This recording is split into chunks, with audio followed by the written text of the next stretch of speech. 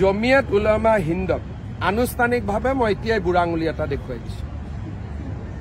এই বুঢ়া আঙুলিটোত অসমীয়াৰ তেজ আছে, বীৰ্য আছে, সাহস আছে।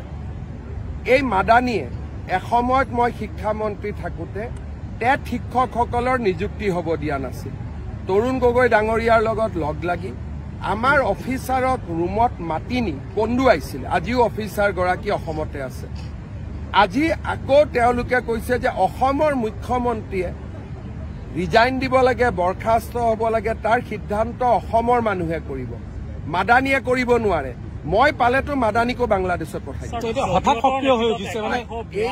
এই যোৱা উচ্ছেদ অভিযানৰ পিছত আধাৰ কাৰ্ড বন্ধ কৰাৰ খবৰ পাই এই চক্ৰান্তবিলাক আজি গা কৰি উঠিছে। অসমক তেওঁলোকে গ্ৰাস কৰিব খুজিছিল আৰু কংগ্ৰেছে এৰি দিছিলে। কিন্তু আজি সৰুকৈ হলেও অসমৰ ৰাইজে মথাউৰি এটা বনাইছে।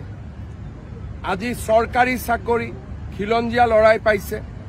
আজি মাটিৰ অধিকাৰ খিলঞ্জীয়াই পাইছে।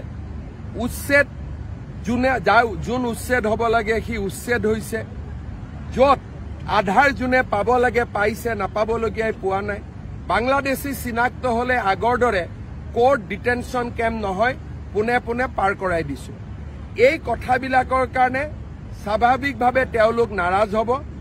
মোৰ কোনো আপত্তি নাই। জামিয়াত উলেমা হিন্দক মই মোৰ বুঢ়া আঙুলিৰ লগতো তুলনা নকৰো। মই এটাই কথা কম, জমিয়তকে মই কেয়াৰ নকৰো, বাকী আৰু কাক কেয়াৰ কৰিম।